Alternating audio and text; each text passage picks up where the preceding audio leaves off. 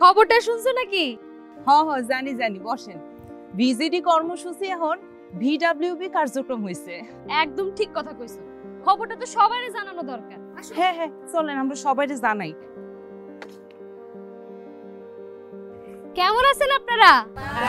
শোনেন গো সবাই, নাম হইল পরিবর্তন, সুবিধা মিলবো আগেরই মতন, বিনামূল্যে খাদ্য ও প্রশিক্ষণ, মিটবে অসচ্ছল অসহায় মহিলাদের প্রয়োজন। আগের যে ভিজিটি কর্মসূচি ছিল সেটার নাম পরিবর্তন হয়েছে, নাম হয়েছে ভিডব্লিউবি কার্যক্রম।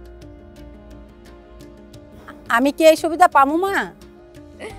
পাইবেন।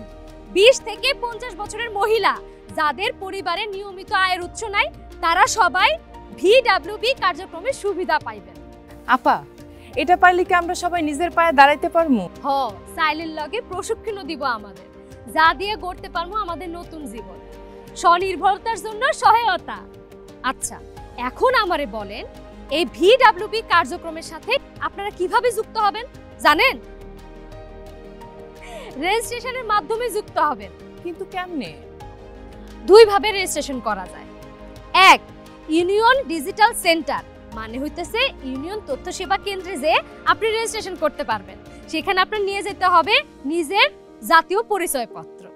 2, অনলাইনে ওয়েবসাইট কিংবা মোবাইল অ্যাপের মাধ্যমে আপনি রেজিস্ট্রেশন করতে পারবেন। সেখানেও আপনার সাথে রাখা লাগবে নিজের জাতীয় পরিচয়পত্র। তাই দেরি না কইরা তাড়াতাড়ি রেজিস্ট্রেশন কইরা ফেলান। কি বুঝতে পারছেন?